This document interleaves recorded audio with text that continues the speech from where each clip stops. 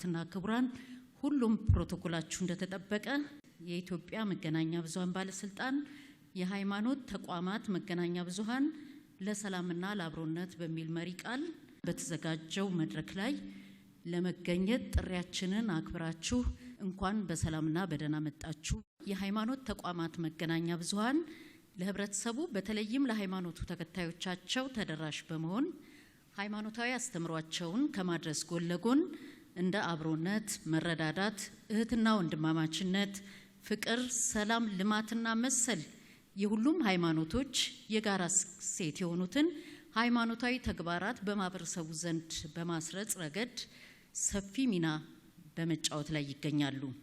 አገራዊ ለውጡን ተከትሎ የሀገራችን የሚዲያ ዘርፍ ሪፎርም ለማድረግና ምህዳሩን ለማስፋት መንግስት በወሰደው ቁርጠኛ አቋም እና ውሳኔ መሰረት የመገናኛ ብዙሃን ፖሊሲና የመገናኛ ብዙሃን አዋጅ እንዲሻሻል ተደርጓል።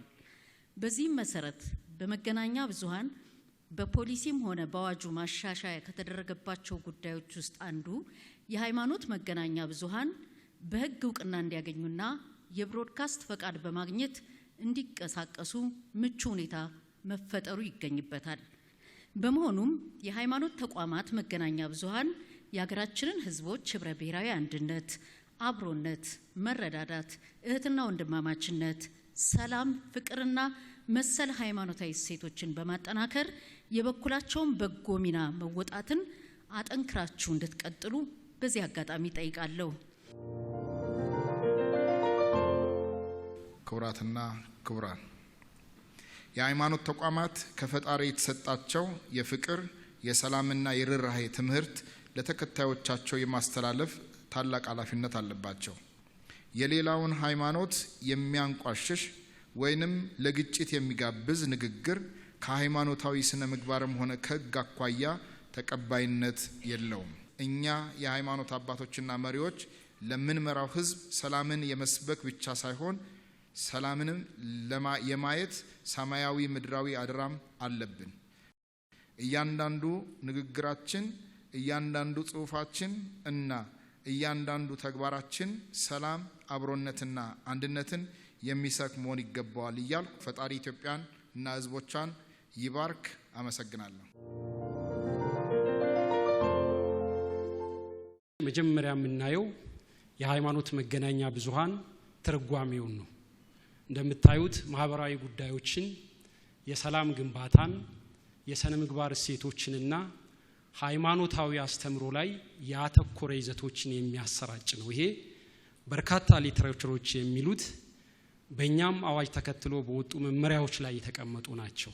የሃይማኖት መገናኛ ብዙሃን ሚናቸው ምንድነው?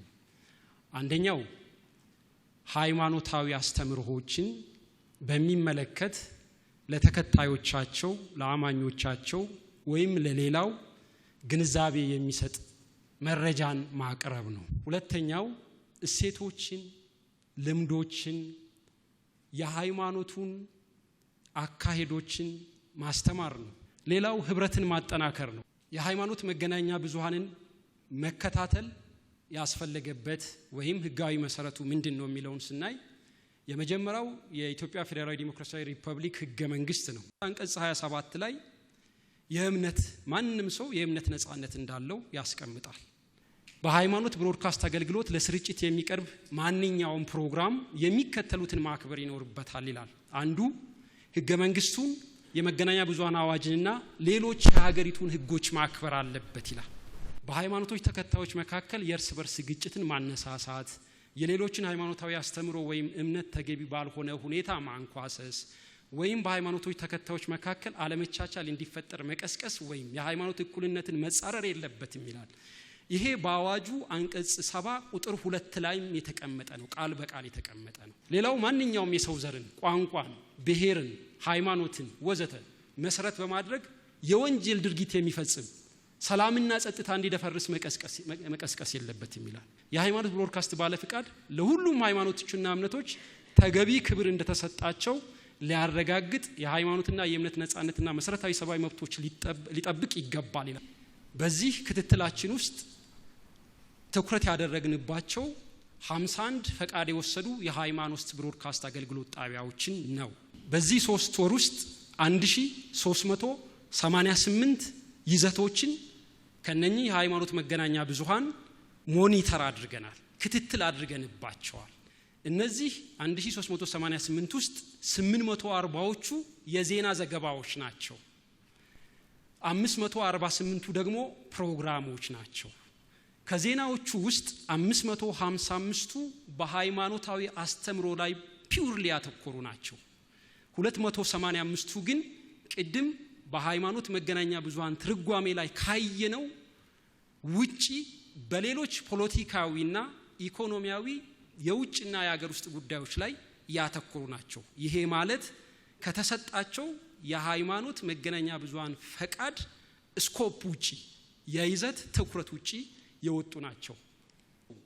አዎንታዊ አዝማሚያዎች ትብብርን፣ አብሮነትን፣ ማህበራዊ አንድነትን ማጎልበት አንዱ ነው። ሌላው በሰላም ግንባታ ላይ አበርክቶ ያላቸውን ይዘቶች ማቅረብ ነው። ይሄ አዎንታዊ አዝማሚያቸው ነው ብለን ከብዙ ጠቅለል አድርገን ያወጣነው ነው። አሉታዊ አዝማሚያና ብናወራበት ብንነጋገርበት አቅጣጫ ብናስቀምጥበት አተኩረን ብንሰራበት ብለን ያሰብናቸውንም ከብዙዎቹ ጥቂቶቹን ያወጣነው። የሌሎችን ሃይማኖታዊ አስተምሮና ስርዓት ማንኳሰስ፣ ሌላው የግለሰቦችን የተቋማትንና የአካባቢዎችን ስም በመጥቀስ የማህበረሰብን መልካም ስም የሚያጠለሹ የድርጅቶችን ጥቅም የሚጎዱ መረጃዎችን ማሰራጨት ተስተውሏል። አልፎ አልፎ ደግሞ የህፃናትና የታዳጊ መብት ጥበቃን ከግምት ውስጥ ያላስገቡ ፕሮግራሞች፣ ምስሎች፣ ይዘቶች ማሰራጨት፣ በዓለም ሀገራት መካከል የሚፈጠሩ ፖለቲካዊና ኢኮኖሚያዊ ጉዳዮች ውጥረቶችን ሃይማኖታዊ ቅርጽ በመስጠት በሀገር ውስጥ ሰዎች እንዲከፋፈሉበት ምክንያት የሚሆኑ ይዘቶችንም የሚያሰራጩ አሉ። ይሄም ከኛ ሀገር አብሮነት ጋር ቅድም ካልነው ከሃይማኖታዊ መገናኛ ብዙሃን ሚና ጋር የሚሄድ ስላልሆነ ይሄም ትኩረት የሚሻ ነገር ነው። እኛ መፍትሄ አቅጣጫ ብለን ያልነው ምድራዊውን ህግ አክብረን እንስራ ነው። ቢያንስ የምንኖርበትን ሀገር ህግ አክብረን እንስራ። ይሄ ለኛ ትልሹ ነገር ነው። ሌላው እንግዲህ በሁሉም ሃይማኖት ውስጥ ምሳሌዎች አሉ። እነሱን በማጎልበት በሁሉም ላይ መስራት፣ ራሳችንም ስንሰራ ያን ምሳሌ ያን አብነት አድርገን በበጎነት መስራት ይጠበቃል። አመሰግናለሁ። የሃይማኖት መገናኛ ብዙሃን ሚና ሰዎችን ከራሳቸውና ከህብረተሰባቸው ጋር ማስታረቅ፣ ልዩነት አይደለም በምንም መልኩ አንድነትን መገንባት ነው የሚል መርህ ላይ ተመሰረተ ትልቅ ቫልዩ ነበር ተላለፈውና እዚህም እንደ ቫልዩ ወስደን ብንናገርበት ጥሩ ይመስለኛል። በቀጥታ ወደ እናንተ ነው ማልፈው። በተቻለ መጠን ኮንስትራክቲቭ እና ምን ቢደረግ ይሻላል የቱን እናስቀጥል የሚለው ላይ ብናተኩር የተሻለ ይመስለኛል። ከዚህ ሰዓት ጀምሮ እድሉን ሰጣለሁ። እንደ አሉታዊ ገጽታ ማሳያ ተደርጎ ከቀረቡት መካከል አንዱ በዓለም ሀገራት መካከል የሚፈጠሩ ፖለቲካዊና ኢኮኖሚያዊ ውጥረቶችን ለሃይማኖት የሃይማኖት ቅርጽ መስጠት የሚል ተነስተዋል። ልክ ነው። ግን በአንድ በኩል ስንመለከተው ጉዳዩ አማኞችንና የእምነት ቦታዎችን ወይም አማኞችንና የእምነቱን እሴቶችን ያማከለ ከሆነ እንዴት ልንሸሸው እንችላለን? እንዴት ከዛ ልንርቅ እንችላለን? የሀገሪቱን ህግ ማክበር ምንም ቦታ የማይሰጠው ነገር ነው። ከዛም ማነስ የለበትም። እንደውም ከዛ ከፍ ያለው መለኮታዊ ህጎችን ለማክበር የተዘጋጀ ስብስብ እንዴት ሎካል የሀገሪቱን ህግ ማክበር ይከብደዋል? ስለዚህ ዲፎልት ነው ብለን እንደተቀመጥን እዚህ ቦታ ላይ መታሰብ ያለበት ነገር ሃይማኖታዊ ህጎችና ምድራዊ ህጎች በሚጋጩበት ወይም ደግሞ የማይስማሙ መስለው በታዩበት ጊዜ ነገሩን እንዴት ነው ማስተናገድ ያለብን? እኛ የሃይማኖት ተቋም እንደመሆናችን መጠን የሚፈጠሩ ችግሮችን በተመለከተ ችግሮች በሚፈጠሩበት ጊዜ መንግስት ካልተባበረን በስተቀር እኛ እርምጃ መውሰድ አንችልም። ስለዚህ አሁንም ቢሆን ይሄ የሁለትዮሽ ግንኙነታችን ከእያንዳንዱ ጣቢያ ጋር ከምታደርጉ ግንኙነት ይልቅ እንደዚህ በተቋም ደረጃ የሚደረገው ግንኙነት የበለጠ ሰላማዊና ጤናማ የሆነ አካሄድ እንዲኖር ስለሚረዳ ይህንን ትኩረት ሊሰጥበትና እያንዳንዱ የሃይማኖት ተቋም በስሩ ያሉትን በራሱ በኩል ቢገመግማቸው ጥሩ ነው። ምክንያቱም መንግስት እርምጃ ልውሰድ ይህንን ልገምግም ቢል ብዙ ጊዜ የሃይማኖት ጉዳዮች ስለሆኑ አሻሚ ሊሆን ስለሚችል ይህንን ኃላፊነት በመስጠት ያለበት እንደኛ አይነት ላሉ ተቋሞች ነው ብዬ አምናለሁ። በሃይማኖቶች መካከል የአንድን ቤተ እምነት መገለጫ ከነምናምኑ ጨምሮ በሌላ ቤተ እምነት ለንጽጽር ማቅረብ እነዚህ በደንብ ቢታዩ የሚል ሐሳብ አለን። ሌላው አብሮነትን የሚሸረሽር መቼም ቤተ እምነቶች ሀገር የሚጠብቁ መሳሪያዎች ናቸው። የተነሱት ነጥቦች የምንማርባቸው ራሳችንን የምናይባቸው ናቸው። እኔ እንደ መፍትሄ የምለው ግን አሁንም ጠንካራ የኤዲቶሪያል ፖሊሲና የአርትዖት መርህ እንዲኖር ማድረግ ነው በሃይማኖት ሚዲያዎች። ሌላው ደግሞ ፍቃድ ሲሰጥ የህግ ባለሙያዎች እንዲካተቱ እንደ አንድ የፍቃድ መስጫ ግዴታ ቢቀመጥ ጥሩ ነው። ምክንያቱም የብዙሃን መገናኛ አዋጁ አለ፣ ህገ መንግስቱ አለ፣ የማስታወቂያ ህግ አለ፣ የጥላቻ ንግግር አዋጅ አለ፣ የኮምፒውተር አዋጅ አለ።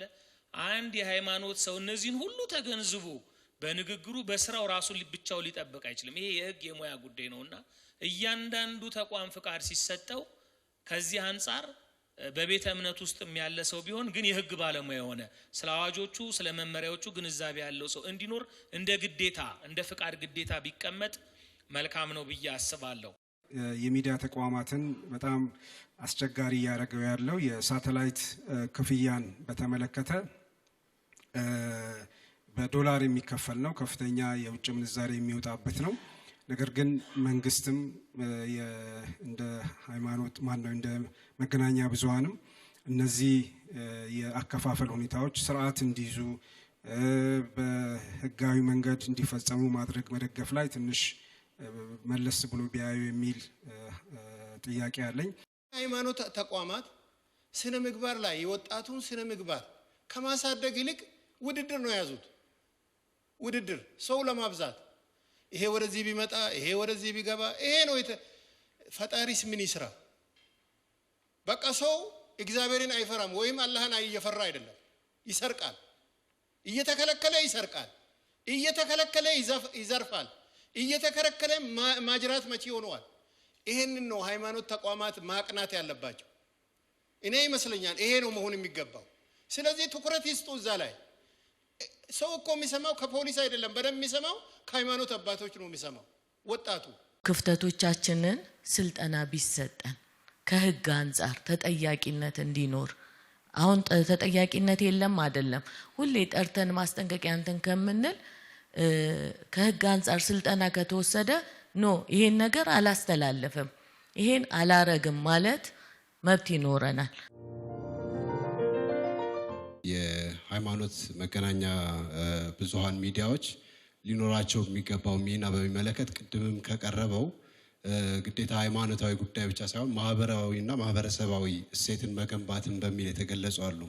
እንግዲህ የሃይማኖት ልዩነቱም ሁሉም አይነት ልዩነት የሚኖረው በአንድ የሀገር ጥላ ስር ስለሆነ ከሀገር አንፃር ምንድነው ልናስተላልፍ የምንፈልገው ሐሳብ የሚለው ላይ የበለጠ መተሳሰርና መናበብ ይፈልጋል። ሁላችንም እንደ ኢትዮጵያዊ ስንኖር እንዴት ነው ሀገር ልናሻግር የምንችለው፣ እንዴት ነው ሀገር ልናቆምና ልናጸና የምንችለው የሚለው ላይ በጋራ መስራት ይፈልጋል። እዚህ ላይ የሃይማኖቶች ልዩነት ወይም ደግሞ የሚዲያዎቹ የካቴጎራይዜሽን ልዩነት አይኖረውም። ሁለተኛው ምን አይነት እሴት ነው እንዲገነባ የምንፈልገው፣ ኢትዮጵያውያን አማኞቻችን ከሌሎች ሃይማኖት አማኞች ጋር ባላቸው መስተጋብር ምን አይነት እሴት ነው እንዲላበሱ የምንፈልገው የሚለው ላይ ነው የምናተኩረው። ሁሉም ሃይማኖቶች ሰላምን ነው የሚሰብኩት። ሁሉም ሃይማኖቶች መቻቻልን ነው የሚሰብኩት። ሁሉም ሃይማኖቶች በምድር ላይ በሚኖረን ግንኙነት ወንድማችን ጋር እህታችን ጋር ጎረቤቶቻችን ጋር ተስማምተን እንድንኖር ነው የሚሰብኩት። ይሄንን የምናንጸባርቅበትና የምንገልጽበት መንገድ ነው እየተለያየ ያለው እንጂ ይሄንን የበለጠ እያሰናሰሉ መሄድ አጋዥ ነው የሚሆነውና እኔ ከእሴት ከማህበረሰብ እሴት ግንባታ ጋር በተያያዘ የተነሱ ጉዳዮች ላይ የበለጠ ማተኮር ይገባል። በዋነኝነት የሰነዱ ዋና ዓላማ ይዘቶቻችንን በምንሰራበት ወቅት እንዴት ነው ፖሊሲ መስመር ላይ ሳንደርስ ልንገልጽ የምንችለው የሚለውን የመግለጽ ጉዳይ ነው። ዓለም አቀፍ ክስተቶችን በሚከሰቱበት ጊዜ ዓለም አቀፍ ክስተቶችን ከሃይማኖት አንፃር ልንተነትናቸው የሚገባው ነገሮች ይኖራሉ። ግን የኢትዮጵያ መንግስት በዚህ ጉዳይ ላይ ለምን አቋም አይወስድም፣ ለምን እንደዚህ አይልም፣ ለምን እንዲህ አይነት የፖሊሲ እርምጃ አይወስድም የሚባል ከሆነ ግን የበለጠ ወደ ሃይማኖትን ከማነሳሳትና ዜጎችን ወይም ምእመናንን በጉዳዩ እንዲረዱት ከማድረግ የተሻገረ መስመር እንዳይኖረው ጥንቃቄ ማድረግ ይፈልጋል። አገር ነው የምንገነባው፣ አገር ነው የምናወርሰው፣ አገር ነው ሰላማዊ እንዲሆን እየሰራን ያለ ነው። ስለዚህ የሁላችንም በመንግስታዊ አካል በመንለው ወይም መንግስታዊ ባልሆነ አካል በመንለው ሳይሆን በሁላችንም የተባበረ ጥረት የተባበረ ምክክር የተባበረ ሐሳብ ሁላችንም ሐሳብ አዋተን ነው አገራችንን ሰላማዊ ያድርገን ሌላ ማንንም ሳይሆን የሁላችንም የቤት ስራ ሆኖ እየቆረቆረን እያመመን ፔንም ካለ እየከፈል ወደ ትክክለኛው ትራክ ማስገባት ያንዶ ግን ስራ ብቻ ስላልሆነ ይህ አይነት ግንኙነታችን ተጠናክሮ የሚቀጥል ይሆናል አጠናክረንም የምናስቀጥለው ይሆናል በእውነተኝነት ምሳሌ መሆን ይገባናል ስሜትን በመግዛት ስሜትን በመግራት ምሳሌ መሆን ይገባናል እንደ አጠቃላይ ከሳተላይት እየወረዱ ላሉ ሚዲያዎች ያው early ሊሆን ይችላል እንጂ ከሚመለከታቸው አካላት ጋር እየተነጋገርን ነው የበርካቶች ችግር በፎሪን ከረንሲ ስለሆነ የምንዛሬ ማጣት ነው ስለዚህ የምንዛሬውን ማጣት ችግር ደግሞ በኢትዮጵያ ብር የሚሆንበትን እንግዲህ ቶሎ ከደረሰልን እሰየው አለበለዛ ግን ግማሽ መንገድ የሄደ ከሚመለከታቸው አካላት ጋር እየተነጋገርንና ይሄን ችግር አሸንፈው ይሄን ችግር ተወጥተው አየር ላይ ተመልሰው የሚውሉበት ሁኔታ በዚህ ረገድ ለማመቻቸት በልዩ ትኩረት እየሰራን ነው በቅርብ የሚያልቅልን ከሆነ አናውንስ እናደርግላችሁ ይሆናል ማለት ነው የሃይማኖት ተቋማት ምን ችግር አለው የተለያየ የኢኮኖሚ ጉዳይ ቢያነሱ ዓለማዊ ሁኔታ ውስጥ ያሉ የሚል ነገር ተመሳሳይ ወይም ደግሞ ይሄ ከረንት የሆነውን ነገር እየዘገቡ ቢሄዱ የሚለውን እህቴ ማንስታለች የሆነው እንደማንስቷል እሱ ላይ ያለን ጉዳይ እንግዲህ አዋጁን መከተል ብቻ ነው በሃይማኖት ጉዳይ በሰላም በአብሮነት በመከባበር በመረዳዳትና የህዝብ መንፈሳዊ እሴትን በማጎልበት ቅዱስ መጽሐፉን በማስተማር ላይ ያተኮረ ነው ይሄን አውቀን አንብበን ፈርመን የገባንበት ነው እንግዲህ የህዝቡም ለዚህ ወስዷል ፈቃድ ቀደም ከመድረክም ሲገለጽ እንደነበረው አቶ ሰለሞን የንግዱም ወስዷል የማህበረሰቡም ወስዷል የውጭው ሚዲያ አለ በየነመረቡም አለ ስለዚህ በእነሱ በኩል መረጃ ያገኛል ለኔ እንደሚገባኝ ምድራዊ ሁኔታዎች ሲከሰቱ ወይ ኮንቴክስቹአላይዝ አድርገን ከመንፈሳዊ ጠቅሰን ልንሄድበት እንችል ይሆናል እንጂ ራሱን የቻለ እዚህና እዛ ምንገባ ከሆነ የፈረምነውን አዋጅ ነው የምንጥሰው ስለዚህ አዋጅ ከተጣሰ ደግሞ ያውኛ በመመሪያው በህጉ በአዋጁ መሰረት ካልተሰራ ተመልሰን ምን ተጠያየቅበት ሁኔታ ይፈጠራልና እቺ ላይኑን ጠብቆ መሄድ የግድ ከሁላችንም ይጠበቃል የሚለው ላንሳና ወደ ክቡራቱ መሐመድ ነው የሚሄደው እኔ እጅግ አድርጌ አመሰግናለሁ ቻገር በጣም ለብዙ ዘመናት ጠንክራ እንድትሻገር የሃይማኖት ተቋማት የተጫወቱት ሚና የማይተካ ነው ይሄ ዛሬም ብቻ ሳይሆን ወደፊትም የሚቀጥል ነው ብያምናለሁ ምክንያቱም ትልቁ ጸጋዋ ከ98% በላይ አማኞች ያሉባት ሀገር መሆን ነው ያ ማለት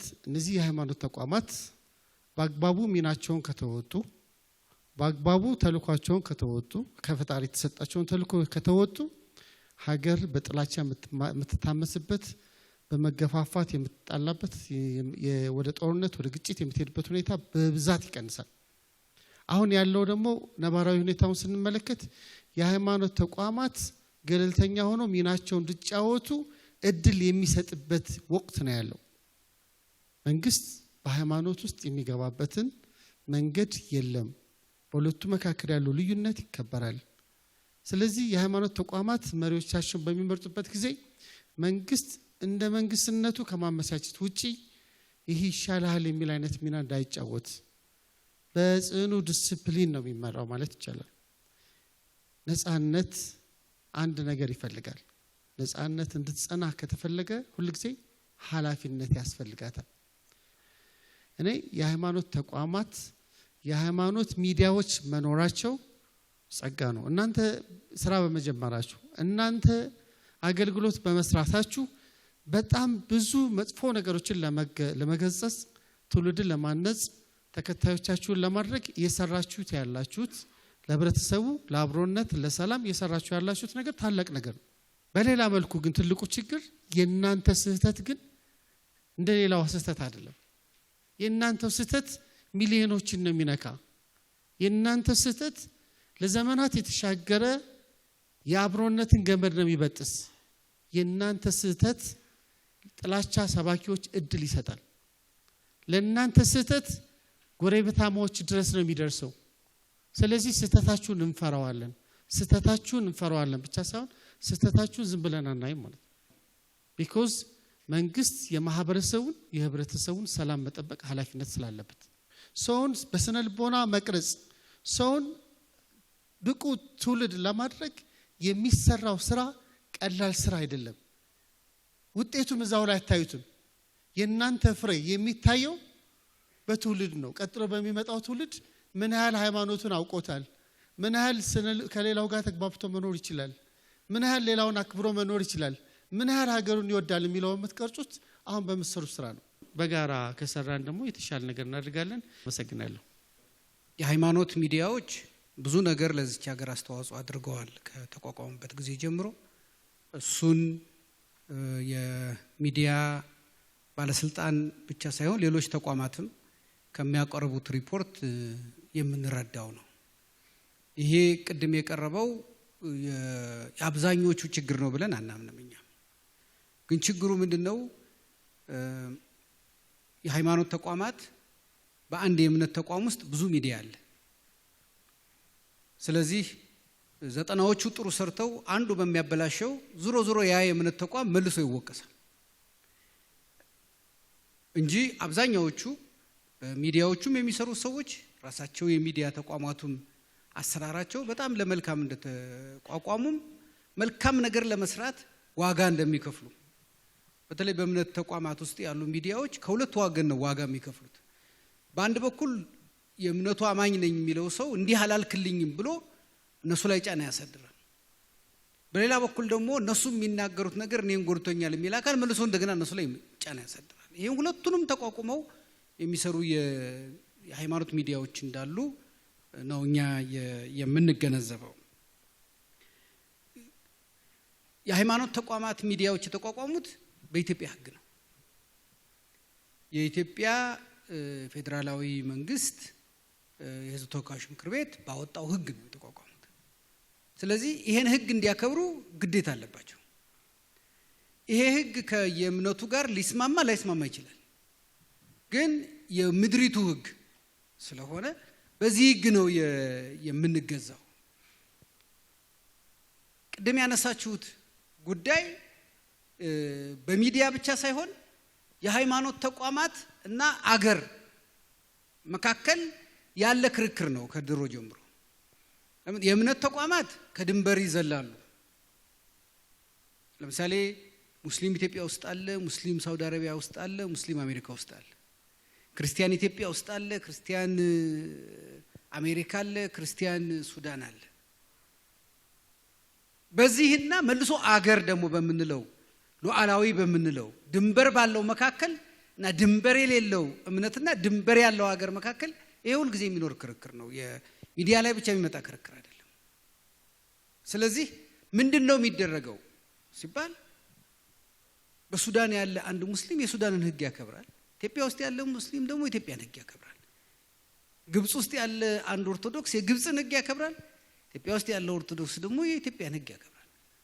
ጀርመን ያለ አንድ ወንጌላዊ የጀርመንን ያከብራል። ኢትዮጵያ ውስጥ ያለው ደግሞ የኢትዮጵያን ሕግ ያከብራል። ለምን? የሚያግባባን የኢትዮጵያ እስልምና ጉዳዮች ጠቅላይ ምክር ቤት፣ የኢትዮጵያ የወንጌል አማኞች ካውንስል፣ የኢትዮጵያ ኦርቶዶክስ ተዋሕዶ ቤተክርስቲያን፣ የኢትዮጵያ ካቶሊካዊት ቤተክርስቲያን አንድ የሚያደርገን ኢትዮጵያ የሚለው ከፊታችን መምጣቱ የኢትዮጵያ የሚለውን ነው ሁላችንም ይዘን እዚህ እየተወያየን ያለ ነው እንጂ ዛሬ የሱዳን ወይም የግብጽ ወይም የሳውዲ ወይም የአሜሪካ አብያተ ክርስቲያናት እዚህ ሚዲያዎች አልተጠሩም። የኢትዮጵያን የተጠሩት ለምን? በኢትዮጵያ ሕግ ስለተቋቋሙና በኢትዮጵያ ውስጥ ስለሚሰሩ ማለት ነው። ስለዚህ የኢትዮጵያ የሆነውን ነው መጀመሪያ የምናከብረው። በዛ የኢትዮጵያ ሕግ በኩል ሃይማኖታችንን እንዴት እናስተምር ነው።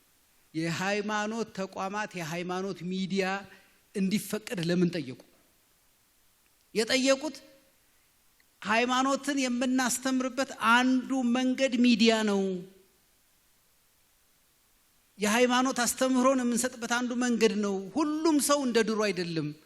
ዛሬ ሰው በመኪና ይንቀሳቀሳል፣ በአውሮፕላን ይሄዳል፣ ቤቱ ነው።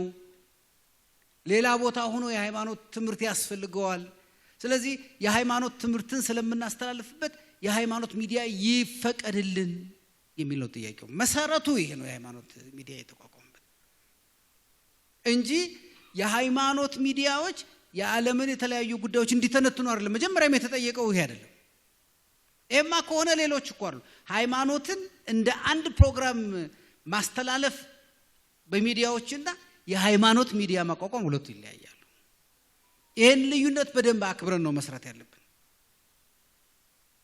ወደፊት እነዚህ ቅድም ያነሳችኋቸው እንዲፈቀዱ የፖሊሲ የህግ ውይይቶች በሚደረጉበት ጊዜ ተሳትፎ ህጉ ይሄን መፍቀድ አለበት ብሎ መከራከር ይቻላል። አሁን የምንመራው ግን በጸደቀው ህግ መሰረት ብቻ ነው። ሌላው እኔ እንደ ሃይማኖት ሰዎችም እንደ ሃይማኖት ሚዲያም የሃይማኖት ሚዲያዎችም ግፊት ከሚደረግባቸው ነገሮች አንዱ ሁሉም ችግር በሚዲያ ይፈታል የሚል አዝማሚያ እየመጣ ነው በአማኞች ዘንድ። ሁሉም ችግር በሚዲያ ይፈታል። አንዳንዱ ችግር የሃይማኖት አባቶች ከመንግስት ጋር በመነጋገር የሚፈቱት ነው። አንዳንዱ ችግር የሃይማኖት አባቶች ተገናኝተው የሚፈቱት ነው። የሃይማኖት ተቋማት ጉባኤ የተመሰረተው እኮ ለዚህ ነው። የሃይማኖት አባቶች በጋራ ተሰብስበው መፍታት ያለባቸው ችግር አለ በሚዲያ የማይቀርብ እና ሁሉንም ነገር ሚዲያ ላይ ይዘነው ልንቀርብ አንችልም። ለምን? ከተከፈተ እንደ ፓንዶራ ቦክስ ነው። አንዴ ከከፈትነው የሁሉም ሳጥን ነው የሚከፈተው። በቃ እዚች ሀገር ላይ ሰላም የሚባል ነገር አይኖርም። ለምን? ሃይማኖት በጣም ስሱ ነው። ለሃይማኖቱ ሲል የማይሞት ማንም የለም። ለሃይማኖት አባቱ አድርግ ያሉትን ለማድረግ ወደ ኋላ የሚል በጣም ጥቂት ሰው ብቻ ነው። ስለዚህ ይሄንን መሳሪያ ስንጠቀም እጅግ በላቀ የህግና የሞራል ልዕልና የኃላፊነት ስሜት መሆን መቻል አለበት። የናንተ ከሌሎቹ በጣም ይበልጣል። ሌሎቹ የማሳመን ግዴታ አለባቸው። ለምሳሌ ሌሎች ሚዲያዎች የህግ ክርክር አቅርበው የፖሊሲ ክርክር አቅርበው እናንተ እኮ ያመነውን ነው የምትነግሩት። የማሳመን አይደለም ግዴታ፣ ያመነውን ነው ለመቀስቀስ ነው እንጂ አምኖ ነው እኮ እናንተን የሚሰማው። አንድ ሙስሊም የሆነ ሰው ነው የሙስሊሙን ሚዲያ የሚከታተለው። ኦርቶዶክስ ነኝ ያለ ያመነው ነው የኦርቶዶክስ ሚዲያ እየተከታተለ ያለው። አምኖ ነው የመጣው። ፋናም በሉት ኢቢሲም በሉት ቤስም በሉት ሌላውም በሉት ለማሳመን ነው እየሰራ ያለው። ገና እያሳመነ ነው። እናንተ ግን ያመነውን ሰው ነው። ስለዚህ በጣም ስስ ነው ማለት ነው። ይሄንን ትልቅ አቅም ትልቅ ሰው ነው ይዞት ሊመራው የሚገባው። የዚህን ኃላፊነት በደንብ የተረዳ ሰው የጋራ መድረክ ይሄ በጣም አስፈላጊ ነገር ነው። ይሄ በጣም አስፈላጊ ነው። ከዚህ በፊትም ተጀምሮ በአንዳንድ ጉዳዮች ነው ወደ ኋላ የተመለሰውና እኔ አሁንም ትንሽ ዕውቀቱ ያላችሁ ብስለቱ ያላችሁ ችግሩን የምትገነዘቡት አካላት እናንተ ኃላፊነቱን ውሰዱ። እኛ እንደግፋለን። ብትነጋገሩና ለምሳሌ አሁን አንድ እምነት ስር ያለ ሚዲያ የሚሰራውን እኛ ከምንነጋገር በጋራ መመካከሪያ መድረክ እንደዚህ እያደረክ ነው፣ ይሄ እዚህ ቦታ እያስቀየመ ነው፣ ይሄ ሌላ ነገር እየፈጠረ ነው፣ ተው ብትባባሉ ከዛ ያለፈውን በህግ መግራት ቀላል ነው የሚሆነው። ቢያንስ አብዛኛውን ስለምትገሩት ማለት ነው። አሁን አንዳንድ ችግሮች እየተፈጠሩ ያሉት በምንድን ነው? ሰዎች ቤተክርስቲያን ውስጥ ወይም መስጊድ ውስጥ ስብከት ያደርጋሉ፣ ዳዋ ያደርጋሉ። እሱ እነዚህ ሰዎች እዛ በሚናገሩበት ጊዜ 500 ሰው 1000 ሰው አለ ብለው የኔ አማኝ ብቻ አለ ብለው ነው የሚናገሩት። የሰው አይምሮ እንደዛ ነው።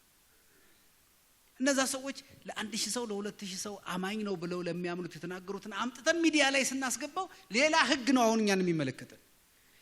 አንድ ሰው በቤተክርስቲያን መድረክ ሲናገር የሚጠየቅበት አንድ ህግ አለ። አንድ ግብአት ለሚዲያ ሲቀርብ የሚጠየቅበት ሌላ ህግ አለ። ለምሳሌ እኔ በቤተክርስቲያን በማስተምርበት ጊዜ ስናገር እኔ እጠየቃለሁ፣ ያን መድረክ የፈቀደልኝ ሰው ይጠየቃል። ያንን የኔን ንግግር ወደ ሚዲያ ሲያመጣው ግን ሚዲያው ጨምሮ ይጠየቃል። ለምን ይሄን ንግግር በአገሪቱ ህግ መሰረት አላየኸውም ተብሎ ተጨማሪ ሚዲያው ይጠየቃል። ስለዚህ ሰዎች የትም ቦታ ያስተምሩ፣ ወደ ሚዲያችሁ ለማምጣት ግን የሚዲያችሁን ህግና ስርዓት እንዲያልፍ አድርጉ። የዛሬው ውይይታችን በጣም ጥሩ ነው፣ መነጋገራችን በጣም ጥሩ ነው። ግን የከለታት አንድ ቀን የሚደረግ አናድርገው።